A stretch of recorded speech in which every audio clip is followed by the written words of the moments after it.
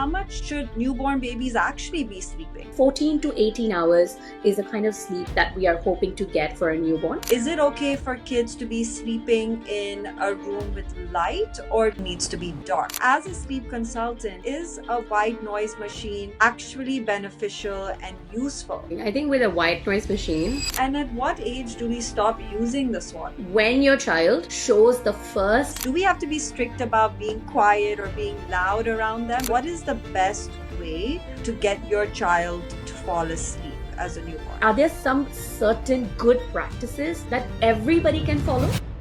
Yes, there are. Hello and welcome to another episode of the Modern Indian Parent Podcast, the podcast that is redefining parenting in Indian families. I am Rinie Gupta, a pediatric sleep consultant. And I'm Sanchita Daswani, a pediatric nutritionist. And every week we release episodes on YouTube, Spotify, and Apple Podcasts. So don't forget to subscribe.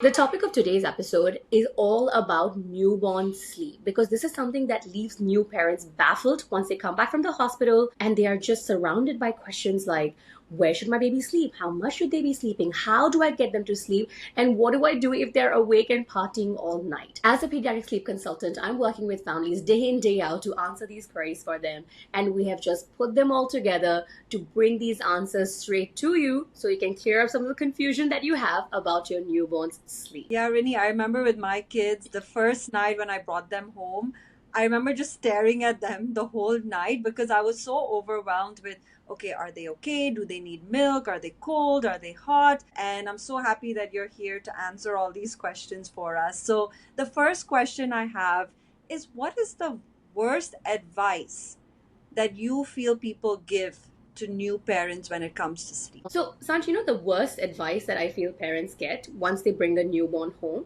is that they're asked to go with the flow. I was told that when your baby is tired, they will sleep. And I just kind of thought that, okay, that's how it's going to be. When a baby is hungry, she's going to tell me, I'm going to feed her. When my baby is tired, she's just going to sleep. It's going to be so easy. But that's not how it is. We actually need to get a good understanding of our newborn's sleep. How much should they be sleeping? Where, when, and all of those things instead of just leaving everything to just go with the flow. Because this is exactly where most parents end up going into a very chaotic stage. Where naps and nights are all over the place. Their baby's awake, getting overtired, crying, and then they keep wondering what went wrong. All right. So one thing I always tell parents is that you don't need to go with the flow for every single thing. Sure, with newborns, things need to be flexible. You can't put them in stone and go like, yeah, this is the time exactly when baby's going to wake up every day, nap every day. We can't do that, but we also don't have to just let it all be up in the air. There is definitely some routine and planning that we can bring to a newborn stage. So you're saying that newborns can actually have a sort of routine in the beginning? Most definitely. I'm not going to call it a solid routine, but they can have a routine. And for new parents, I'll just tell them two things that they can follow to set up an actual good routine for their child that enables good sleep and actually helps them to set a good circadian rhythm for them. The first one is that they need to have the same wake up time every day. All right. And that means you may need to wake your baby up in the morning. And I know people are going to come at pitchforks with me. You never wake a sleeping baby up. Bad advice. All right. You can wake up a sleeping baby because when you start waking them up every single day at around the same time, let's say you choose 8:30 a.m. and within a 15-minute plus minus window, you wake them up, you feed them, you bring them out into natural light. Their body starts recognizing that like, all right, this is daytime, because when they are born, they have no concept of day and night. Subsequently, at night, you can start putting them to bed at around the same time every day as well. Let's say again, because they woke up at 8:39 in the morning, at night, maybe around 9:30, every single day, you want to switch from day to night and put them to bed every day at the same time, right? Just these two elements can already help to start setting up a routine for your child, help them to differentiate days from nights, and make things easier for you in the long run. I love that. You're saying that just have these two things set and the rest of it, it's okay to go with the flow. You're not being strict that you have to have this routine, but that's so important to set the circadian rhythm and get it going in that way. But the one thing I notice with newborns is that they're pretty much sleeping a lot the entire day and night. So what I want to ask you is, how much should newborn babies actually be sleeping? That's a great question. I think with the newborn sleep, right, there the sleep needs vary from baby to baby because sleep needs are very much biologically determined, right? So there are going to be some sleepier babies who could be sleeping 17 to 18 hours in a 24-hour period, and there are certainly less sleepy babies who are sleeping maybe let's say 14 to 15 hours in a 24-hour period. So that is usually the range. Like 14 to 18 hours is the kind of sleep that we are hoping to get for a newborn. However, like I said, they don't have no concept of day and night. So it's not like they're going to get really long stretches at night and short stretches in the day from the very beginning. Sleep might happen in short spurts of 1 hour, 2 hour, 3 hours, and these chunks are just distributed across the day. But in total, that should come up to between 14 to 18 hours in a 24-hour period. If the newborn is sleeping lesser than that, then that is actually very problematic because if they are not getting enough sleep, it's going to affect their growth. They're going to be tired and cranky, which is going to affect their feeding and weight gain.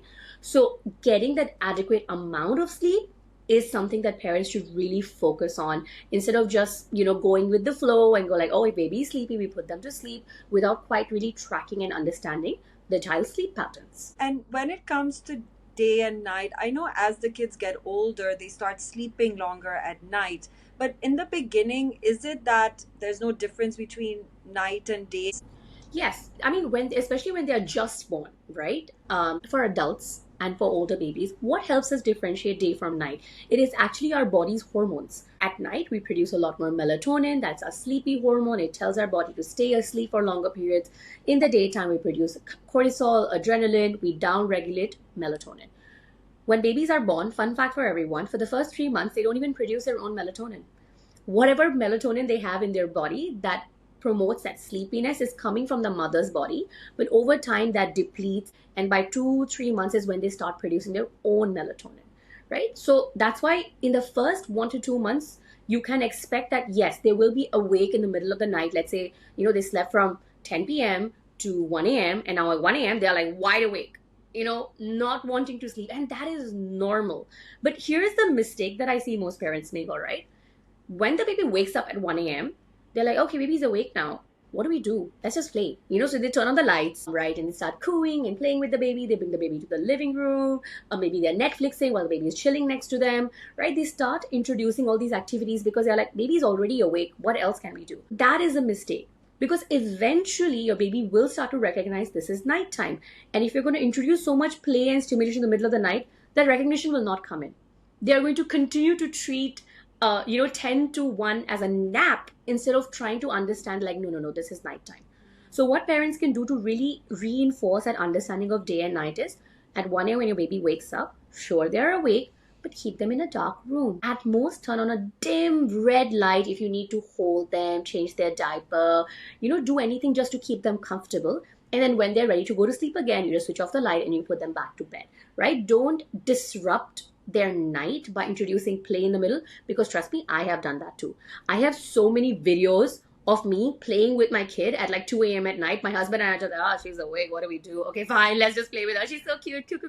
We did all of that, right? But that was a mistake and we paid for it a few months down the road. Got it. So when it comes to newborn babies, another big question is where should babies sleep in terms of rooms and in terms of in what? I think that's especially when parents are nesting, right? As especially mothers in the third trimester, they're all planning their, where the baby is going to sleep. And most of the time, most moms have a very clear idea that is the baby is going to be sleeping with me in my bed or my baby is going to be sleeping in a crib, right? And these are two main options that parents go with. I'll give you a very surprising fact now. Most people know that I'm a sleep consultant, but you wouldn't believe when I was pregnant, I didn't even buy a crib for my child. From the beginning, I had planned that I am going to co-sleep with my baby on my big bed, to the point that I actually have a custom-made bed in my room, which extends to a bigger than a king-size bed. It becomes like a super king-size bed because that is how I had envisioned it. Now, what I will tell parents is that whatever you're envisioning right now, that's okay, but just be prepared that where you're putting your baby to sleep might change. All right, let's say you had planned to co-sleep. It's possible that co-sleeping just doesn't work for you. Maybe you're like me, you were just scared to co-sleep with a tiny, tiny little baby. It's possible maybe your baby was born premature at a low birth weight where co-sleeping is not safe anymore. And then you will have to change that plan and have them sleep in a crib or a bassinet instead.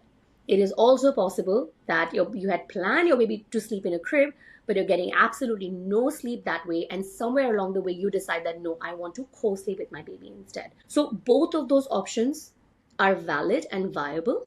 Just make sure that you're well informed about the safety measures you need to follow in both the scenarios. Don't think that, like, oh, because I want to co sleep with my baby, I don't need to understand how safe crib sleep works.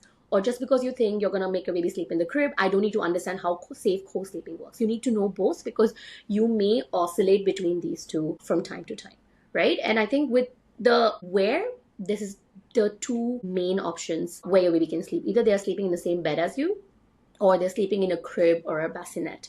Now, in terms of the room they're sleeping in, for the first 6 months, because we're talking about newborns here, I do advise that they're in the same room as the parents, right? This is a widely known SIDS prevention guideline, and we want to encourage room sharing in the first 6 months of life.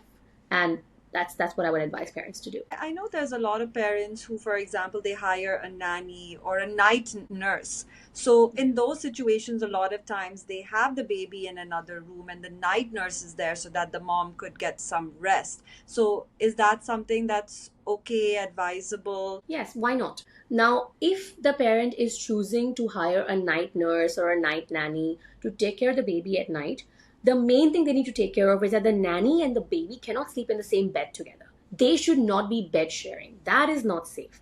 So if you're going to hire a night nanny because you want to try to get some rest, totally all right. Just to make sure that your baby is sleeping in the crib and the night nanny is, of course, sleeping in another bed or something like that.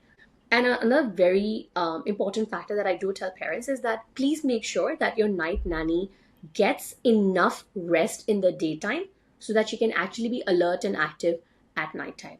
There has been a very unfortunate scenario within Singapore, because in Singapore we have a culture of confinement nannies, which in India is the same thing as a japa. There was a very unfortunate scenario in Singapore where the confinement nanny was feeding the baby and burping the baby, and while she was burping the baby, she fell asleep with the baby on the chest, on the sofa, which is a very unsafe place for the baby to be, and baby actually suffocated and passed away.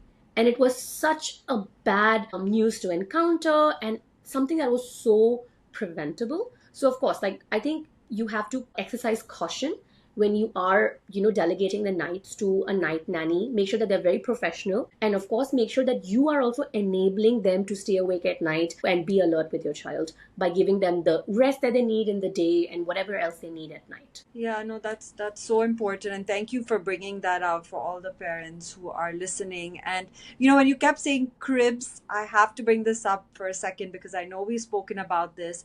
Can you please reinforce this to parents that there should not be anything in the crib besides the baby? Because as a new parent, you get excited, right? When you're preparing the baby's room, you're going to put all these fancy things, and especially the crib, you're going to add those pillows and the bolsters and blankets. So just clarify for parents for newborns, in the crib, what should be there? Nothing, like you mentioned. Absolutely nothing except the mattress, a fitted sheet, and your baby on it. I totally get where you're coming from. All these Instagram mums, all of these influencers, they are sharing pictures of these picture perfect cribs. They have these like knitted merino wool bumpers going along. You get these, like you said, the bolsters and the blankets and this and that. A lot of them are using loungers. So things like Docatots. There are these other brands. I'm not going to name the brand. They have these loungers that it's literally called a sleepy cloud. It's literally marketing to the parents that you should be making your child sleep in this. But none of these products, no pillows, no blankets, no sleepy clouds, none of this is safe to have in your child's crib, especially once they are starting to roll just a little bit, because these are massive suffocation hazards. The risk of SUID, which is the sudden unexpected infant deaths, actually peaks between the age of 2 to 4 months. And this is usually the age where they're moving a little bit, but not quite strong enough to roll them back even if they do get stuck in a certain compromised sleep position. And that's where a lot of accidental suffocation-based accidents happen. Your baby doesn't need a pretty crib, they just need a safe one. And if you're a parent influencer of any kind, right, you also need to take that time to educate yourself, because the message that you put out is going to hundreds and thousands of moms who might be trying to replicate what you did. And, you know, I don't think I can get brands to stop making these baby products that are not required at all, but at least we can get parents to stop using them. Right. I remember I did use the sleepyhead and the Docatot, and I would put it in the crib because everyone convinced me that that made them feel like they were snuggled and comforted when they were sleeping. And the reason I also use that is because I didn't want to take the crib outside during the day. So what I do is take the the Docatot out in the living room, and I would just keep them there while they were napping. So that leads me to my next question. During the day, is it okay for kids to be sleeping in a room with light, or do we, every time they're sleeping, the room needs to be dark? Amazing questions. When it comes to newborns, we have to help them differentiate day from night. That is the very like cornerstone of helping them develop a good sleep foundation. So that's why what I would suggest parents to do is, those first 2 to 3 months when they're not really producing their own melatonin at this point, you want to do naps in a bright room, let's say the living room, with normal household sounds, people moving around them, and that is the kind of sleep environment you want to get them accustomed to, because it helps them differentiate day from night. But then when night comes, that is when you bring them back into the room. You want the room to be dark, you want the room to be quiet, and you want it to be a very calm space, again, for them to understand, okay, maybe now the day's activities have ended, it's time to sleep now. And slowly, when you keep exposing them to such environments, they will start to understand, this is daytime, this is for short naps, this is nighttime, this is for long sleep. Right. I love that, because by just doing that simple thing of keeping them with light, you're already helping them understand day versus night. At least I know I did that right. So I feel okay. Because honestly, as new parents, it's just every day you're just having all these questions. And when it comes to sleep, I want to ask you about a few accessories that we tend to use. So the first one is a white noise machine. Now, I never used it because I felt that, oh, I don't want my kids to get used to something. But as a sleep consultant, is a white noise machine actually beneficial and useful for newborn babies? I think with a white noise machine, I know that there is like very conflicting schools of thoughts. But the thing with newborn babies is that it's tough to get them to sleep, right? And any aid that helps them is going to help you eventually. So white noise is one of those. It's a very helpful sleep aid. Now, the thing with the white noise is that it needs to be used safely for it to be actually to your advantage. So one big mistake that I see parents making with the white noise machine, and I don't blame them at all for it, is that they're putting the white noise machine right inside the crib, or they're using the clips to hang it on the crib rail, or they're putting it just right next to the baby. Now, when you do that, you are most likely putting the white noise machine at too loud a volume that exceeds the safe volume. The safe volume using white noise is between 50 to 60 decibels at the crib level. For that, you use the white noise machine somewhere about 5 to 6 feet away from the crib, put it at a medium high volume, and then you use the white noise machine. So safety is the first and most important thing when it comes to usage of white noise. Now, whether or not does it help with sleep, studies have shown that it does, especially with newborns. The one group of babies they played the white noise for while falling asleep, and the other group of babies they did not. The babies that had exposure to white noise actually fell asleep 50% faster than the babies who didn't have exposure to white noise, and they also had longer stretches of sleep. And I think this has something to do with the fact that babies are used to sleeping in a noisy environment, because when they were in the womb, they are hearing your blood gushing, they're hearing sounds from your stomach, from your heart beating. They're just constantly surrounded by sound. So when you play that white noise, it kind of imitates that womb environment, where there is a steady sound that is going around, and it just helps them sleep. The other thing that I also feel is because white noise, if you try sleeping in white noise as well, you will see that you can hear outside sounds a lot lesser. Like, whether the pressure cooker whistle goes off, or the dog barks, or the truck is passing on the road, you hear it lesser. And when you hear that lesser, these external sounds are not going to disturb your sleep. And that's, I also feel, is another reason why when you use white noise, babies tend to sleep for longer stretches. So as a sleep consultant, I do encourage the use of white noise, especially if your baby is a little bit more of the alert types, has a tough time winding down, is always looking around, doesn't want to fall asleep. Then yes, using white noise can actually be very helpful. But then at what point do we need to stop using it? Because I think that's the major thing that we always worry about. So at what point do you transition off it, or do you even have to? So the thing with the white noise is that it's a good sleep aid to have, because as long as it's helping sleep, I don't feel any need to actually come off of it. And I'll tell you a very funny example. I still sleep better with white noise. The nights that I'm not able to fall asleep very well, or I'm feeling like my mind is racing, I switch on white noise. It helps me fall asleep right now as well, as a 30-something-old, right? So that's the thing with babies as well. You can use it for as long as it is helping their sleep.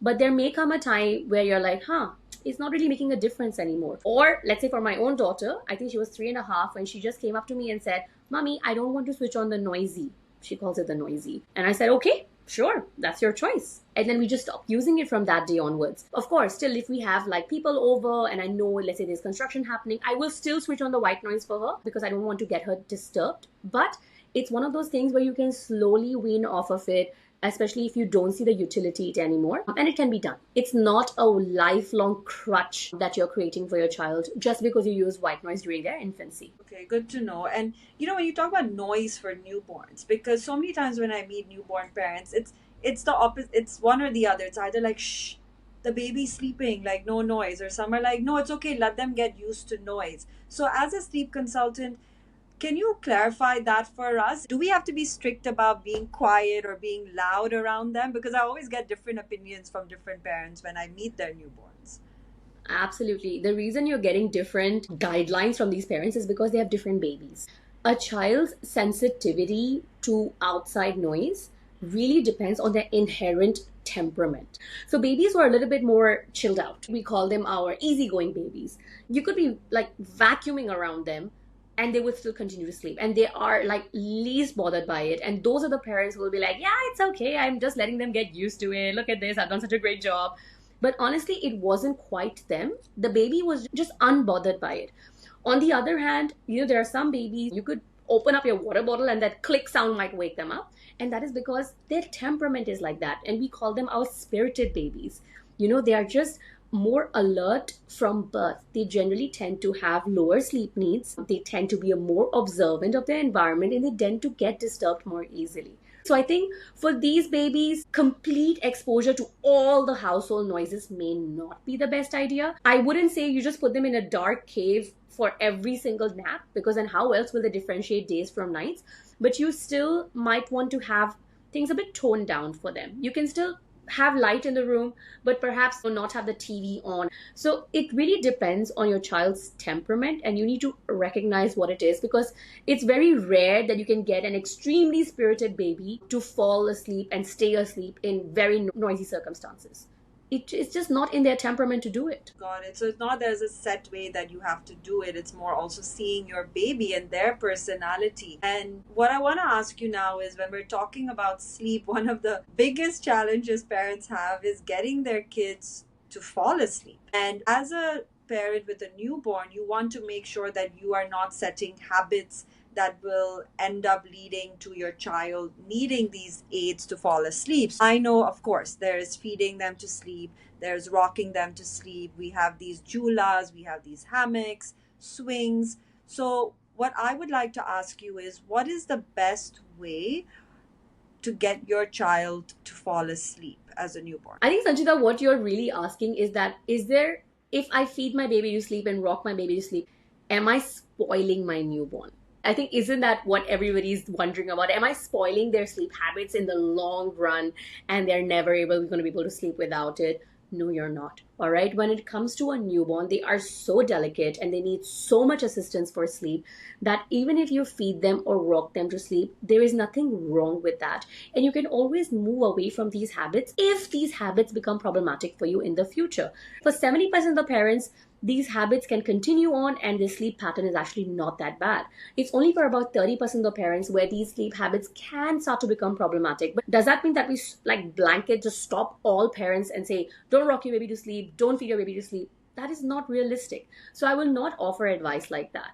But I would say when it comes to the Jhula is something that I do not recommend parents to use, not because it's a problem as a habit, but because I have a problem of safety with it. The thing with the Jhula is that most Jhulas, the way they're designed, right? It's just a very rudimentary design. They have just taken a piece of cloth, they have hung it from two hooks. I have seen people tying saris as a Jhula and hanging it from a hook in their ceiling. And you can see the shape of the Jhula is like this, right? It's quite curved. And when you put a baby in a curved Jhula like that, what is going to happen to their neck? It's going to fall forward like this because they are lying down in a position.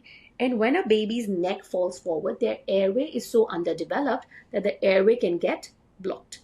And this can cause what we call positional asphyxiation. Asphyxiation is basically your child being unable to get any oxygen to breathe, and is happening because of the positioning of your child's neck. So that is a risk you never want to run for your baby. The other risk is, let's say, even if you're using one of those lay flat, slightly flatter Jhulas, what if when they start rolling? Then what happens? Their face could go directly into the cloth of the Jhula, which can again cause accidental suffocation. Or they roll out of the Jhula. That is also has been seen in cases where they have just rolled out of the Jhula, maybe during the time that they were not being monitored. So when it comes to the risks of using the Jhula, I'm just like, why take that risk? If you want to use a Jhula, use it for soothing. Baby is really, really crying. Babies need a lot of motion to soothe themselves. Sure, use it for soothing. Once they're calm, take them in your arms and then make them sleep on a flat surface like a crib or a bed. Don't use Jhula from like 9 p.m. to 9 a.m. in the morning. Your child is just sleeping there throughout. Every time they wake up, you just move the Jhula a little bit and then they go back to sleep. Not safe. Rather just stick with these other safer sleep locations. So I think when it comes to sleep habits, there's nothing right or wrong. But if you ask me, are there some certain good practices that everybody can follow? Yes, there are. All right. And this is where I want to tell all new parents about the Harvey Karp's 5 S's. So Harvey Karp is this celebrated newborn specialist. He's like the sleep and care guru of the newborn phase. And he came up with these 5 S's, and they are basically: you can swaddle your baby, you shush them, or you can replicate the same shushing sound with a white noise. You swing them, which is basically rocking, but in the swinging, he recommends using small, fast motions instead of like long and big and heavy motions. You give them something to suck on. So whether that's the breast or the pacifier, even a bottle is fine, which is basically feeding to sleep. And the last one is that you hold them in a sideline position. So for a baby, when you hold them in a cradle position where they're just lying flat, it can actually trigger their startle reflex. So instead, you hold them in a sideline position where they're either facing your chest, or they're facing outside, or you're putting them on the stomach position where they're on your shoulder. Those are better positions to get your child to fall asleep in. So using a combination of these 5 S's actually helps babies fall asleep a lot faster. And you're not worrying that, should I be rocking my baby to sleep? Rock your baby to sleep. It's okay. Change those habits later, if they are even problematic for you in the first place. And when you were mentioning the 5 S's, you had mentioned swaddling. So what I want to ask you is swaddling a good idea for a newborn baby? Swaddling is so debated in the Indian family. When I started swaddling my baby, so I used this Woombi Grow With Me swaddle, all right? And basically it's this like peanut shaped swaddle. And when I put her inside, she literally looked like a baby burrito. And she was just like, her hands are by her side and she looks like this little peanut. And when I sent this picture on my family group, I actually got concerned comments about like, is she okay? Is it not choking her? Is it not making her uncomfortable? Is it going to affect her growth and movement? They had all these concerns, and I realized they are not the only ones who have this concern. Most parents are concerned about that when it comes to swaddling.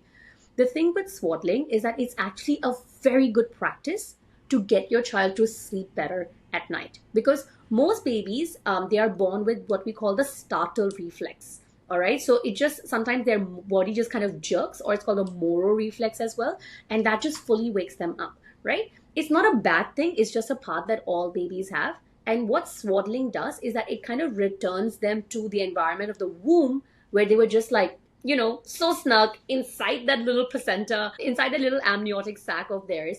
And that's what a swaddle does. So, yes, if your baby struggles to sleep well, or you can just take it as a standard practice, you can swaddle them for all nights and naps, right? It'll actually help them to sleep better.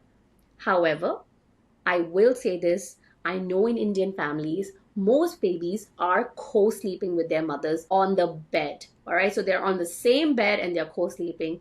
For those families, swaddling is not an option. Swaddling and bed sharing should never be done together, because for safe bed sharing, your child's arms need to be free, so that if there is any obstruction that comes onto their face, right, they are able to swat it away to be able to keep their airway clear. All right, so if you're bed sharing, don't swaddle your baby, use a sleep sack instead. So you can keep your baby warm without needing to put your adult blanket on them, which is just a suffocation hazard. Right? So you keep the adult blanket to your own body, and for your baby, you cover them using a sleep sack instead. Okay. And at what age do we stop using the swaddle? When your child shows the first signs of rolling, that's the age. And this can happen for most babies. It is happening between the age of 8 to 12 weeks. And I'm not saying they're just successfully rolling over already. No, the very moment they start going to a point where they can turn themselves sideways, they're able to get their one leg over to the other side, that is when you're like, okay, it's no longer safe to have them in a swaddle, because you can imagine when they're all burritoed up, and if they roll by chance in the middle of the night, what's going to happen? They're going to get stuck in that position, and it's a suffocation hazard. So if your child is showing that signs of rolling, you want to now take away the swaddle. You can do it gradually, where you just let them sleep with one arm out for one night, then both arms out for 2 nights, and then after that you just say, okay, no more swaddling, we're switching to a sleep sack instead. Or you can just cold turkey transition it. It's one of those very hard transitions. I have actually worked with families where the mom tells me, I'm swaddling my child, and the child is 9 months old, because she says, that is the only way my child falls asleep. I'm like, see, the thing here is that your child has just developed a very strong sleep association with that swaddle, beyond the point that it's even safe for that child to have. So it's important for parents to not be afraid of this transition and make the transition at the right time. Thank you so much, Rinie, for telling us all about newborn sleep. I wish I had this information when I had my kids. And you've clarified so much about the best things to use, what not to use, how to create a routine. But after listening to this episode, I feel at ease, because I know that for all the newborn parents listening out there, it's so doable. So thank you, Rinie, for sharing all your insights with us. And Rinie, if parents would like to reach out to you, if they would like some help with newborn sleep and sleep for later on, how can they get in touch? Just drop by my Instagram, drop me a DM. I do work with parents one-on-one all the time. So get my advice on your baby's sleep, on a one-on-one basis. I'll just drop all the links in the description below. Amazing. Thank you so much. And thank you everyone for listening. And we will see you in the next episode.